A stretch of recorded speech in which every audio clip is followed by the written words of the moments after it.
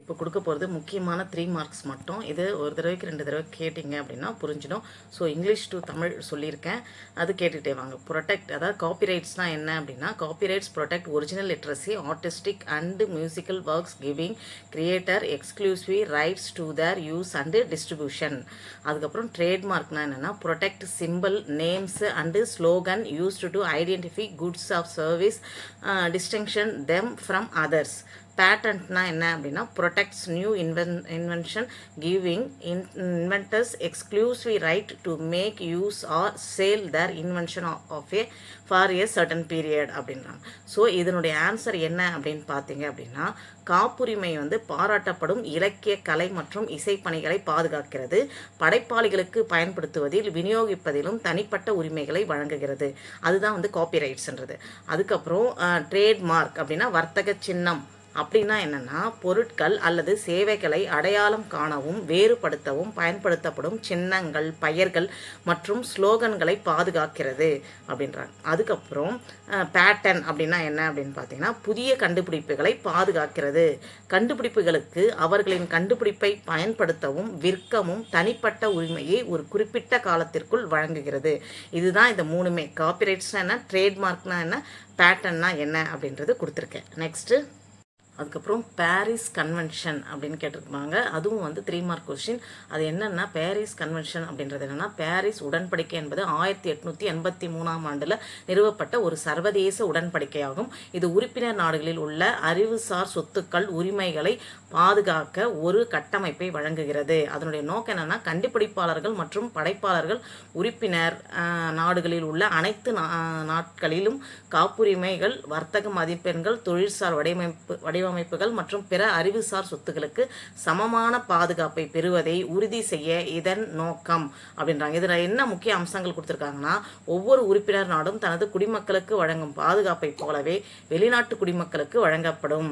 அது மட்டும் இல்லை, முன்காப்பு உரிமையை இது கொடுக்குறாங்க. ஒரு உறுப்பினர் நாட்டில் காப்புரிமை, வர்த்தக மதிப்பெண் அல்லது வடிவமைப்புக்கு விண்ணப்பிக்கும் விண்ணப்பதாரர் குறிப்பிட்ட கால அளவுக்குள் சாதாரணமாக 6 அல்லது 12 மாதங்கள் மற்ற அனைத்து உறுப்பினர் நாட்களிலும் முன்னுரிமை உரிமையை பெறலாம். காப்புரிமை சுயாதீனமாக இருக்க வேண்டும். ஒரே கண்டுபிடிப்புக்காக வெவ்வேறு நாடுகளில் வழங்கப்பட்ட காப்புரிமைகள் ஒருவருக்கொருவர் சுயாதீனமாக இருக்கும் அப்படின்னு சொல்லி முடிச்சிருக்காங்க. இது என்னென்னா, பாரிஸ் கன்வென்ஷன் பற்றி, அதாவது பாரிஸ்னுடைய உடன்படிக்கை எப்படி இருந்துச்சு அப்படின்றத பற்றி சொல்கிறாங்க. ட்ரேட்மார்க் அப்படின்னா என்ன அப்படின்னா, ஒரு வர்த்தக மதிப்பெண் என்பது ஒரு குறிப்பிட்ட மூலத்திலிருந்து வரும் பொருட்கள் அல்லது சேவைகளை மற்றவர்களிடம் அடையாளம் காண்பிக்கக்கூடிய அடையாளம், வடிவமைப்பு அல்லது வெளிப்பாடாகும். அதாவது சைன் அண்டு சிம்பிள் சொல்லுவாங்களே அது. அதனுடைய நோக்கம் என்னென்னா, வர்த்தக மதிப்பெண்கள் சந்தையில் உள்ள பல்வேறு பொருட்கள் மற்றும் சேவைகளை நுகர்வோருக்கு மாறுபடுத்த உதவுவதன் மூலம் வணிக நிறுவனங்களின் பிராண்ட் அடையாளத்தை பாதுகாக்கிறது. என்ன அடையாளம் நமக்கு தெரிஞ்சிச்சுன்னா, இப்படி ஒரு அடையாளம் இருக்கும், இந்த ப்ரூ காஃபி இப்படி அடையாளம் தான், இதுதான் ப்ரூ காஃபின்னு சொல்கிறோம் இல்லையா, அந்த மாதிரி. அதுக்கப்புறம் அதனுடைய வகைகள் வர்த்தக மதிப்பெண்களில் லோகோக்கள் இருக்கும், பிராண்டு பெயர்கள் இருக்கும், ஸ்லோகன் இருக்கும், சின்னங்கள் மற்றும் பிராண்டுகள் தொடர்புடைய குறிப்பிட்ட நிறங்கள் அல்லது ஒளிகள் போன்றவை அடங்கும். அதுக்கப்புறம் அதனுடைய சட்ட பாதுகாப்பாக என்ன சொல்கிறாங்கன்னா, பதிவு செய்யப்பட்ட பிறகு ஒரு வர்த்தக மதிப்பெண் அதற்கு பதிவு செய்யப்பட்ட பொருட்கள் அல்லது சேவைகளுடன் தொடர்பு கொண்டு அந்த மதிப்பெண்ணை பயன்படுத்த உரிமையாளருக்கு பிரத்யேக உரிமைகள் அளிக்கிறது. இதை போன்றே மதிப்பெண்களை மற்றவர்கள் பயன்படுத்துவதை தடுக்கிறது. அப்போது வர்த்தக மதிப்பெண் பாதுகாப்பு பொதுவாக 10 ஆண்டுகள் வரைக்கும் நீடிக்கும். ஒரு தடவை ட்ரேட்மார்க் வாங்கிட்டீங்க அப்படின்னா அது 10 ஆண்டுகள் வரை நீடிக்கும் மற்றும் பயன்படுத்தப்படும் வரை அது எப்பொழுதும் புதுப்பிக்கப்படலாம் அப்படின்ட்டு சொல்லியிருக்காங்க. நெக்ஸ்ட் கொஸ்டின் இம்போர்ட்டேஷன் அப்படின்றாங்க. அப்படின்னா இறக்குமதி என்பது ஒரு நாட்டிற்கு வெளிநாட்டிலிருந்து பொருட்கள் அல்லது சேவைகளை கொண்டு விற்பனை செய்வதற்கோ அல்லது பயன்படுத்துவதற்கோ குறிக்கிறது. அதனுடைய நோக்கம் என்னன்னா, இது உள்நாட்டில் கிடைக்காத பொருட்கள் அல்லது சேவைகளை பெற நுகர்வோர் தேவையை நிறைவேற்றும் மற்றும் பொருளாதார வளர்ச்சியை மேம்படுத்த அனுமதிக்கிறது. இறக்குமதி முறை சார்ந்த அனுமதிகள் பெறுவதற்கு சுங்க விதிமுறைகளை, கன்சைன்மெண்ட் டாக்ஸ் சொல்லுவாங்க இல்லையா, அந்த சுங்க விதிமுறைகளை கடைபிடிக்கவும் இறக்குமதி கட்டணங்களை செலுத்தவும் பொருட்கள் உள்ளூர் தரநிலைகளுக்கு ஏற்ப இருக்க வேண்டும் என்பதை உறுதி செய்வதும் போன்ற பல நடவடிக்கைகளை உள்ளடக்கியது. இதனுடைய வகைகள் என்னன்னா, இறக்குமதி நுகர்வோர் பொருட்கள், மூலப்பொருட்கள், சேவைகள் மற்றும் மூலப்பொருட்கள் போன்ற பல வகைகளாக வகைப்படுத்தலாம் அப்படின்றாங்க. அதாவது எதெல்லாம் சொல்லியிருக்காங்கன்னா, குட்ஸு, அதாவது consumer goods, capital goods, raw material and service அப்படின்றாங்க. அதுக்கப்புறம் இறக்குமதி ஒரு நாட்டின் பொருளாதாரத்தை, வர்த்தக சமநிலைகளை பாதிக்கவும், புதிய தொழில்நுட்பங்களை அணுகவும், உள்நாட்டு சந்தைகளில் போட்டியை உருவாக்கவும் உபயோகமாக இருக்கக்கூடும் அப்படின்னாங்க. எதுனா இது இம்போர்ட்டேஷன், அதாவது இறக்குமதி. அடுத்த கொஷின்ஸ் பார்க்கும்போது பாசிங் ஆஃப் அப்படின்னாங்க. பாசிங் ஆஃப்ன்றது கடந்து செல்வது, அதாவது பிறரின் பொருட்கள் அல்லது சேவைகளைப் போலவே தாங்கள் வழங்கும் பொருட்கள் அல்லது சேவைகளை தவறாக விளம்பரப்படுத்தி நுகர்வோரை ஏமாற்றுவது பாசிங் ஆஃப் என்று அழைக்கப்படுகிறது. அதாவது ரெண்டுமே ஒரே சேமாக இருக்கும். சாம்பிள் பார்த்தா அப்படி அதை பார்த்தோன்னா இதுதான் அப்படின்னு நினச்சி நம்ம வாங்கிடுவோம். அது வந்து யார் வாங்குறாங்களோ அவங்கள ஏமாத்துறதுக்காக செய்யக்கூடியது தான், அதுதான் பாசிங் ஆஃப் அப்படின்னு சொல்லுவாங்க. அதனுடைய லீகல் சட்ட கருத்து என்னன்னா, இது மற்றவர்களால் தொழில் அல்லது பிராண்டின் நல்ல அதாவது வெல்விஷை வந்து தவறாக பயன்படுத்துவதை தடுக்க பொதுவான சட்டத்தில் பயன்படுத்தப்படும் நஷ்ட ஈட்டு சார்ந்த நடவடிக்கை ஆகும். இதனுடைய முக்கியமான கூறுகள் வந்து பாசிங் ஆஃப் ஆக செயல்படுத்துபவர்கள் வந்து பிராண்டிற்கு நல்லவர் அல்லது புகழ் இருக்க வேண்டும், எதிராளியாக தவறாக இருத்தல் வேண்டும் மற்றும் ஆட்சேபனை வாதியால் ஏற்படும் சேதத்திற்கான ஆதாரங்கள் இருப்பது அவசியம். நுகர்வோரின் குழப்பத்தை தவிர்க்கவும் தொழில்களை அநியாய போட்டியிலிருந்து பாதுகாக்கவும் முக்கியமாக இது செய்யப்படுகிறது அப்படின்றாங்க. அது மட்டும் இல்லை, பாசிங் ஆஃப் வந்து உடன் சம்பந்தப்பட்ட நடவடிக்கைகளை நிறுத்த அடையாளம் காட்டுதல், இழப்பீடு அல்லது லாப கணக்குகளை வழங்குதல் போன்றவற்றை செய்யலாம் அப்படின்றாங்க. அதனுடைய ரெமிடிஸ் வந்து அதெல்லாம் என்ன அப்படின்றது கண்டுபிடிச்சி அவங்களுக்கு தேவையான பிரச்சனைகளை வந்து சால்வ் பண்ணலாம். அதனுடைய டேமேஜஸ் என்ன, அக்கௌண்ட் ஆஃப் ப்ராஃபிட் என்ன, அது எல்லாமே கொடுக்கலாம் அப்படின்னு சொல்கிறாங்க. இதுதான் வந்து பாசிங் ஆஃப் அப்படின்னு சொல்லுவாங்க. அதுக்கு அடுத்தது வீடியோ பைரசி அப்படின்னா என்னன்னா, வீடியோ திருட்டு, அதாவது வீடியோ கடத்துறது அப்படின்னு சொல்லுவாங்களா, அதுக்கு முன்னே திருட்டு வீடியோன்னு சொல்லுவாங்க. அதுதான் வீடியோ பைரசின்றாங்க. அப்படின்னா வீடியோ கடத்தல் என்பது வீடியோக்கள், திரைப்படங்கள் அல்லது தொலைக்காட்சி நிகழ்ச்சிகளை சட்டவிரோதமாக பிரதிபிக்கவும் அல்லது விநியோகிக்கவும் அல்லது விற்கவும் பதிப்புரிமை உரிமையாளர் அனுமதி இல்லாமல் செய்வதை குறிக்கிறது. அதுதான் திருட்டு வீடியோன்னு சொல்கிறது. அதுக்கப்புறம் இதனுடைய வகைகள் என்னென்னா, வீடியோ கடத்தலின் பொதுவான வடிவங்கள் சட்டவிரோத பதிவிறக்கங்கள், அப்புறம் ஸ்ட்ரீமிங் மற்றும் டிவிடி போன்ற உடல் பிரதிநிதிகளை உள்ளடக்கியவைன்றாங்க. இதனுடைய ப்ரிவென்ஷன் என்ன அப்படின்னு பார்த்தீங்கன்னா, அதாவது அதிர்வுகள், இம்பேக்ட், என்னெல்லாம் இம்பேக்ட் இதில் இருக்குன்னா, இது படைப்பாளர்கள், தயாரிப்பாளர்கள் மற்றும் பொழுதுபோக்கு துறையிலிருந்து முழு சராசரிக்கும் பணநிதி இழப்புகளை ஏற்படுத்துகிறது. இது நம்பகமான உள்ளடக்கத்தின் தரத்தையும் கிடைப்பதையும் பாதிக்கிறது அப்படின்றாங்க. அதுக்கப்புறம் லீகல் கான்சிக்வன்ஸ் என்ன இருக்குது, அதாவது சட்ட விளைவுகள்லாம் இதில் என்ன இருக்குன்னா, வீடியோ கடத்தலில் ஈடுபடுவது அபராதங்கள், சிறை சேர்ப்பு மற்றும் பதிப்புரிமை உரிமையாளர்களால் தொடரப்பட்ட வழக்குகள் போன்ற சட்ட நடவடிக்கைகளை உண்டாக்க முடியும் அப்படின்னு சொல்லியிருக்காங்க. அது மட்டும் இல்லை, இது எப்படி தடுக்கிறது, ப்ரிவென்ஷன் பண்ணுறதுன்னா, வீடியோ கடத்தலை எதிர்க்கும் நடவடிக்கைகளை டிஜிட்டல் உரிமைகள் மேலாண்மை, டிஆர்எம் அப்படின்னு சொல்லுவாங்க. அப்படின்னா என்னென்னா, டிஆர்எம்னா டிஜிட்டல் ரைட்ஸ் மேனேஜ்மெண்ட் அப்படின்னு சொல்கிறாங்க. காப்புரிமை சட்டங்கள் மற்றும் பொது கருத்து பிரச்சாரங்கள் அடங்கும். அதை வச்சு தான் நம்ம அதாவது ஆன்டி பைரசி லா கொண்டு தான் இதை வந்து சரி பண்ண முடியும். பப்ளிக் அவேர்னஸ் கம்பைன்ஸ் அப்படின்னு பண்ணி தான் அதை சரி பண்ண முடியும் அப்படின்னு சொல்கிறாங்க. இதுதான் வந்து வீடியோ பைரசி அப்படின்றாங்க. அதுக்கப்புறம் ஆனஸ்ட் கன்கரண்ட் யூஸ் அப்படின்னா என்னென்னா, அதாவது ஒரு நேர்மையான ஒருங்கிணைந்த பயனர் அப்படின்னு சொல்லுவாங்க. அப்படின்னா என்ன அப்படின்னு பார்த்தீங்கன்னா, இரண்டு அல்லது அதற்கு மேற்பட்ட தரப்புகள் வந்து ஒருவரை ஒருவர் அறியாமல் நல்ல நம்பிக்கையுடன் ஒரே நேரத்தில் ஒரு வர்த்தக மதிப்பெண்களை பயன்படுத்தும் சூழலுக்கு தான் இந்த இதுன்னு சொல்கிறாங்க. அதாவது என்ன சொல்கிறாங்கன்னா, வெர்ஜி அப்படின்னு சொல்கிறாங்க. அதுதான் அப்படின்னு சொல்கிறாங்க. அதுக்கப்புறம் சூழலுக்கு தான் இந்த ஒரு நேர்மையான ஒருங்கிணைந்த பயனர் அப்படின்னு சொல்கிறாங்க. அப்புறம் இதனுடைய சட்ட முக்கியத்துவம் என்னென்னா, வர்த்தக மதிப்பெண்கள் சட்டத்தில் இருவரும் நேர்மையாகவும் ஒருங்கிணைந்த முறையிலும் மதிப்பெண் பயன்படுத்தியிருந்தால் அவர்கள் மாறுபட்ட பிராந்தியங்கள் அல்லது சந்தைகளில் அந்த மதிப்பெண்ணுக்கு உரிமைகள் பெறலாம் அப்படின்றாங்க. கட்டுப்பாடுகள் வந்து பயன்படுத்தும் முறைகள் நல்ல நம்பிக்கையில் இருக்க வேண்டும், நுகர்வோரை ஏமாற்ற அல்லது குழப்படைய செய்ய தயாராகவும் இருக்கக்கூடாது. 2 பேரும் நீங்கள் சேர்ந்து செய்யுங்க. ஆனால் வந்து வாங்குறவங்கள தயவுசெய்து குழப்பிடாதீங்க அப்படின்னு சொல்கிறாங்க. தயாரம் இருக்கக்கூடாது. மேலும் பயனர்கள் குறியீட்டை பயன்படுத்துவதில் சுயாதீனமாக தொடங்கி இருக்க வேண்டும். 2மே சுயாதீனமாக தொடங்கி இருக்கணும். அதாவது அதில் ஏமாத்துறதெல்லாம் எதுவும் இருக்கக்கூடாது. நீதிமன்ற பரிசீலனை வந்து இரு தரப்புகளும் தங்கள் சந்தைகளில் நல்லவராக அறிமுகமானதாகவும் நுகர்வோரின் குழப்பம் ஏற்படாதவாறு இருக்கக்கூடியதாக நிரூபித்தால் நீதிமன்றங்கள் ஒருங்கிணைந்த முறையிலான மதிப்பெண் பயன்பாட்டை அனுமதிக்கலாம் அப்படின்றாங்க. இதை தான் என்னன்னு சொல்கிறாங்கன்னா ஆனஸ்ட் கன்கரண்ட் யூசர் அப்படின்னா நீங்கள் 2 பேர் தயாரிக்கிறீங்க, ஒன்றா ஃபஸ்ட்டு இருந்திருக்கீங்க, 2 பேர் தயாரிக்கிறீங்கன்னா ஒரே லோகோ வச்சு தயாரிக்கிறீங்க அப்படின்னா நேர்மையான முறையில் நீங்கள் செஞ்சீங்க, உங்களுக்குள்ள எந்த பிரச்சனையும் இல்லைன்னா தாராளமாக வந்து நீதிமன்றமே உங்களுக்கு சப்போர்ட் பண்ணும். இதுதான் வந்து ஆனஸ்ட் கன்கரண்ட் யூசர் அப்படின்னு சொல்கிறாங்க. அதுக்கடுத்தது ட்ரிம்ஸ்ன்றது ட்ரேட் ரிலேட்டட் இன்வெஸ்ட்மெண்ட் மெஷர் அப்படின்றாங்க. அப்படின்னா ட்ரிம்ஸ் என்பது வந்து சர்வதேச வர்த்தகத்தினுடன் தொடர்புடைய முதலீட்டு நடவடிக்கைகளுக்கு பொருந்தும் விதிமுறைகள் அப்படின்றாங்க. அந்த வர்த்தகத்தோட தொடர்புடையதான ஒரு முதலீட்டு, என்ன முதலீடு நீங்கள் போடுறீங்களோ அதுதான் அந்த விதிமுறைகள். ஸோ அப்போ இதனுடைய நோக்கம் என்னன்னா முதலீட்டு நடவடிக்கைகள் சர்வதேச வர்த்தகத்தை கட்டுப்படுத்தவோ அல்லது சிதைக்கவோ முடியாதவாறு செய்கிறதே என்பதை உறுதி செய்கிறது.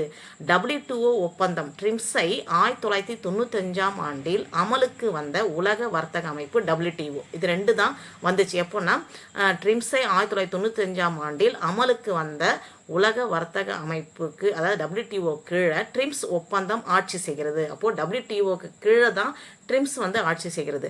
இதில் தடை செய்யப்பட்ட நடவடிக்கைகள்லாம் என்ன அப்படின்னு பார்த்தீங்கன்னா, அதாவது ப்ரொஹிபிஷன் மெஷர்ஸ் எல்லாம் என்ன அப்படின்னு பார்த்தீங்கன்னா உள்ளூர் உள்ளடக்க தேவைகள் மற்றும் வர்த்தக சமநிலை நடவடிக்கைகள் போன்றவை. பொதுவான வரி மற்றும் வர்த்தக ஒப்பந்தத்துடன் காட் அப்படின்னு சொல்லுவாங்க முரண்படக்கூடிய முதலீட்டு நடவடிக்கைகள் தடை செய்யப்படுகின்றன. இந்த காட் அப்படின்னு சொல்கிறோம் இல்லையா, காட் அப்படின்றது என்னதுன்னா general agreement of tariff and trade அப்படின்னு சொல்கிறோம். அதை வந்து இதில் தடுக்கிறாங்க அப்படின்றாங்க. அதுக்கப்புறம் அதாவது பொதுவான வரி மற்றும் வர்த்தக ஒப்பந்தத்துடன் முரண்படக்கூடிய முதலீட்டு நடவடிக்கைகளை இது தடை செய்யப்படுகின்றன அப்படின்றாங்க. அதுக்கப்புறம் இதனுடைய அப்ஜெக்டிவ் என்ன, அதாவது இதனுடைய இலக்கு என்னன்னா உள்நாட்டு தொழில்களை வெளிநாட்டு போட்டியாளர்களின் மீதும் சாதகமாக பிரச்சனை செய்யும் நடைமுறைகளை நீக்குவதன் மூலம் அனைத்து உறுப்பினர்களுக்கும் சம வாய்ப்பு வழங்குதல், எல்லாருக்குமே சமமான வாய்ப்பு வழங்கணும் அப்படின்றது தான் ட்ரிம்ஸ் உடைய இருப்பு. அதாவது TRIMS, ட்ரிப்ஸ் கிடையாது, TRIMS, அதாவது ட்ரேட் ரிலேட்டட் இன்வெஸ்ட்மெண்ட் மெஷர் அப்படின்னு சொல்கிறாங்க. அப்போது இது என்ன சொல்லுது, சர்வதேச வர்த்தகத்துடன் தொடர்புடைய முதலீட்டு நடவடிக்கைகளுக்கு பொருந்தும் விதிமுறை, அதாவது தனியாக கிடையாது, எல்லா நாடுகளோடையும் சேர்ந்து செய்யக்கூடியதான் ட்ரிம்ஸ் அப்படின்றது. அதுக்கப்புறம் இது வந்து ட்ரிம்ஸ் அப்படின்னு சொல்கிறோம். அதுக்கப்புறம் இன்ஃப்ராக்மெண்ட்னா என்ன அப்படின்னு பார்த்தீங்கன்னா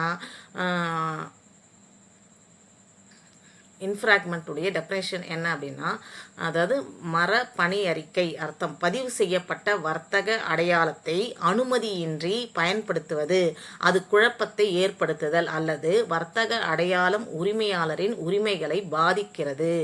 அப்போ அதுக்கு தண்டனைகள் இருக்கு. பண பரிசுகள், மேலாதிக்க பயன்பாட்டை நிறுத்த செய்யும் நீதிமன்ற ஊத்திகள் மற்றும் மாறுபட்ட பொருட்களின் அழிப்பு அடங்கலாம். அப்போது அதாவது மற்றவங்களை அத்துமீறுதல், இன்ஃப்ராக்மெண்ட்ன்றது அத்துமீறுதல், அவங்களுக்கு தெரியாமல் அதை மாதிரியே செஞ்சு பயன்படுத்துறது அப்படி இருந்துச்சுன்னா கண்டிப்பாக அதுக்குரிய தண்டனைகள் இருக்கும்.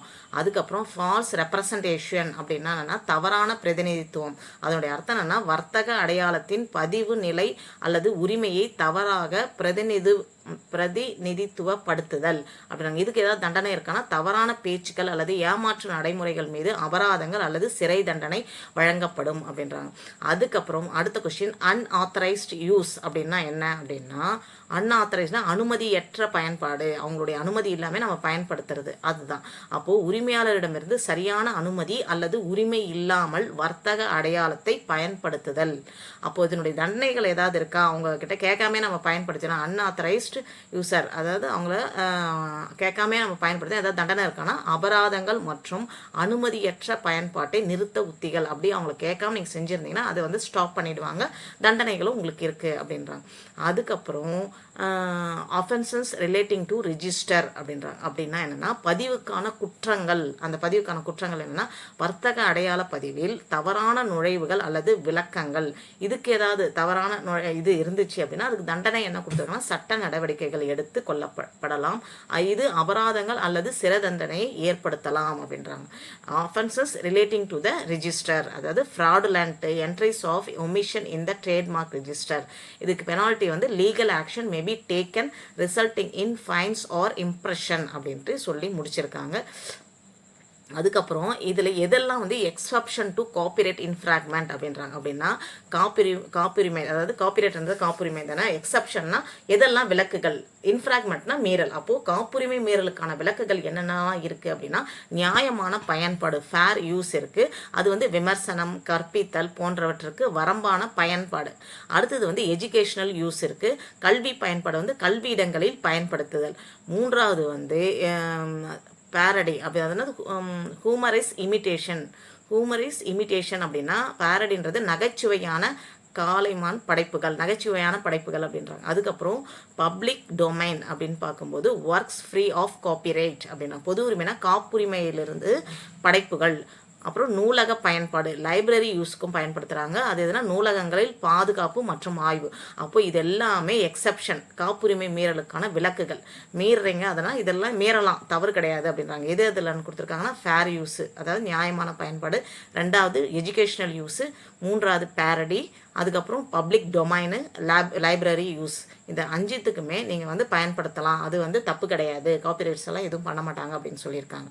அதுக்கப்புறம் காப்பிரைட்ஸ் வந்து எவ்வளோ நாள் வச்சுக்கலாம், அதனுடைய படைப்புகள் எப்படி இருக்கும் அப்படின்னு பார்த்தீங்கன்னா காப்பிரைட்ஸ் என்ற லிட்ரஸி ஒர்க்னா இலக்கிய படைப்புகளில் காப்புரிமை என்பது புத்தகங்கள், கவிதைகள், கட்டுரைகள் போன்ற இயல்பான இலக்கிய படைப்புகளில் படைப்பாளிகளுக்கு வழங்கப்படும் சட்ட பாதுகாப்பாகும். காப்புரிமை என்பது எழுத்தாளர் அல்லது படைப்பாளிகளுக்கு தனது படைப்பை மறு உருவாக்கம் செய்ய, விநியோகிக்க, நிகழ்த்த, காண்பிக்க அல்லது உரிமை அளிக்க தனி உரிமைகளை வழங்குகிறது. இது படைப்பாளி அங்கீகரிக்கப்படுவதை உறுதி செய்கிறது மற்றும் அவர்களின் படைப்பு எவ்வாறு பயன்படுத்தப்படுகிறது என்பதில் கட்டுப்பாட்டை அளிக்கிறது.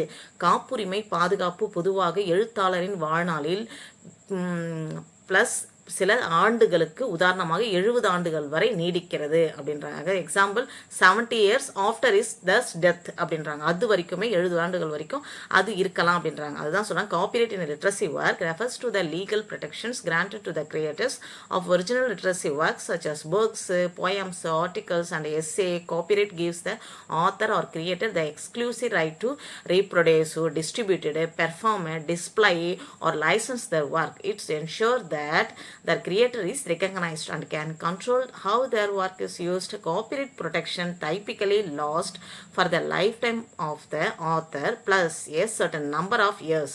அதுதான் 70 years or after this death அப்படின்னு சொல்லி கொடுத்துருக்காங்க.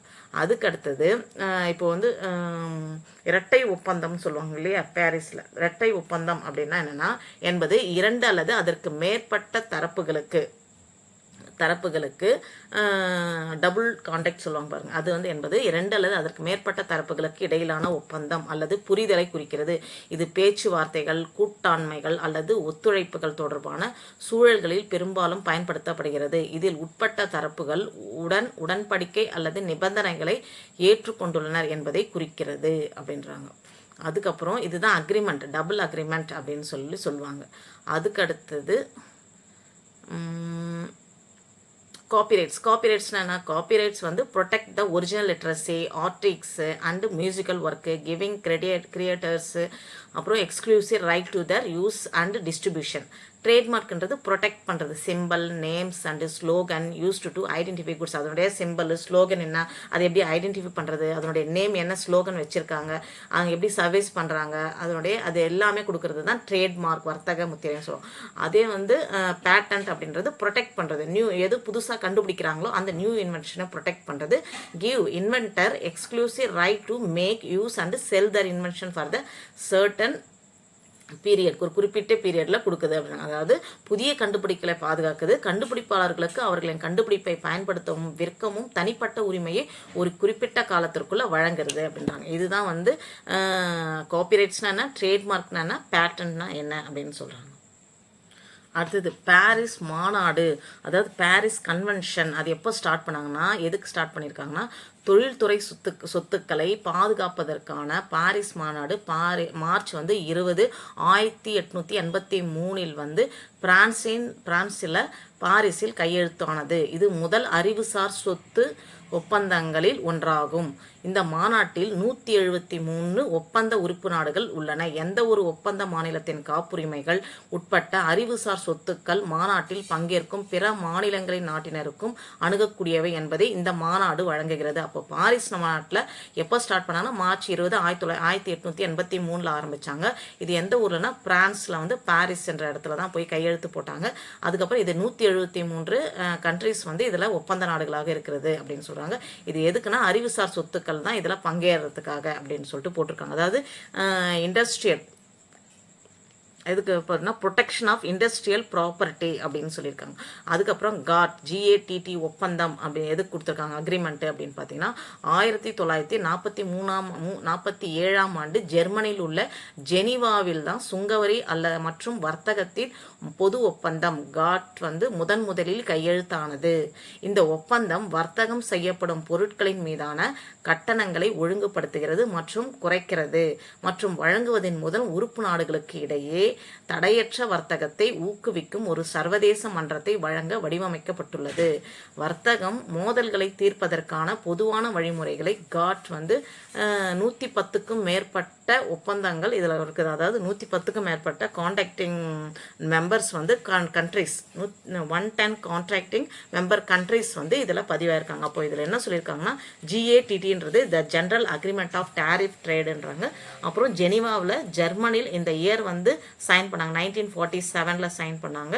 அதுக்கப்புறம் இது வந்து 110 கான்ட்ராக்ட் மெம்பர் கண்ட்ரிஸ் வந்து இதில் இருக்குது அப்படின்னு சொல்கிறாங்க. அதுக்கு அடுத்தது வந்து பெர்ன் மாநாடு எப்போ ஆரம்பித்தாங்க, எதுக்காக செஞ்சாங்க அப்படின்னா, Berne convention for the protection of literacy and ஆர்டிக்ஸ் work in an international agreement governing copyrights. It was first occupied in Bern, Switzerland in 1886.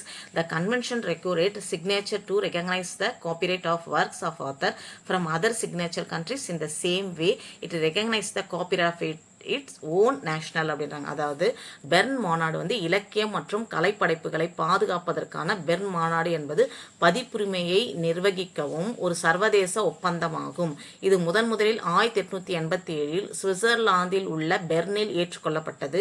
கையொப்பமிட்ட பிற நாடுகளை சேர்ந்த எழுத்தாளர்களின் படைப்புகளின் பதிப்புரிமையை அதன் சொந்த நாட்டினரின் பதிப்புரிமையை அங்கீகரிக்கும் விதத்தில் அதன் கையொப்பமிடுபவர்கள் அங்கீகரிக்க வேண்டும் அப்படின்னு சொன்னது தான் பெர்ன் கன்வென்ஷன் அப்படின்றாங்க. லிட்ரஸியும் ஆர்டிக்ஸ் ஒர்க்கையும் ப்ரொடெக்ட் பண்ணுது. இதில் சுவிட்சர்லாந்து, அதாவது பெர்னில் இருக்க சுவிட்சர்லாந்து 1886 தான் இது வந்து கொண்டு வரப்பட்டது அப்படின்னு சொல்கிறாங்க.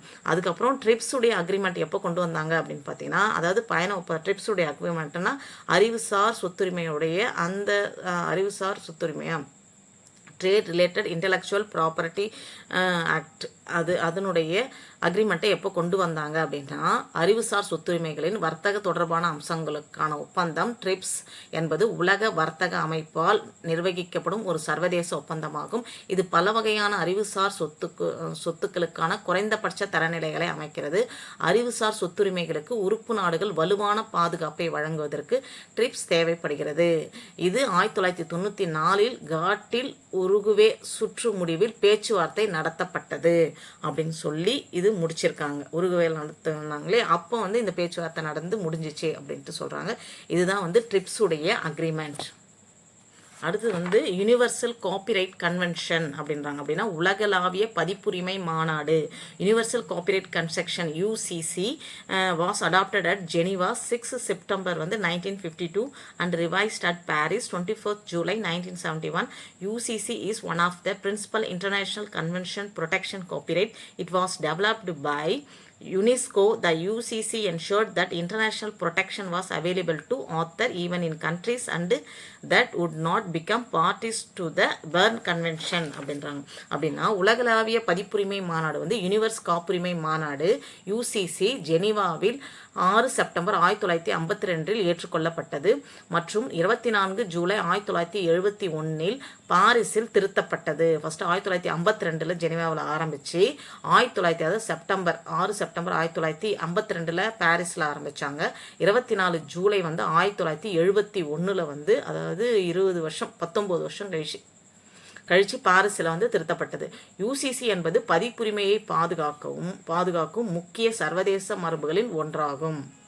பதிப்புரிமையை காப்பிரைட்ஸை பாதுகாக்கிறது. இது யுனெஸ்கோவில் உருவாக்கப்பட்டது.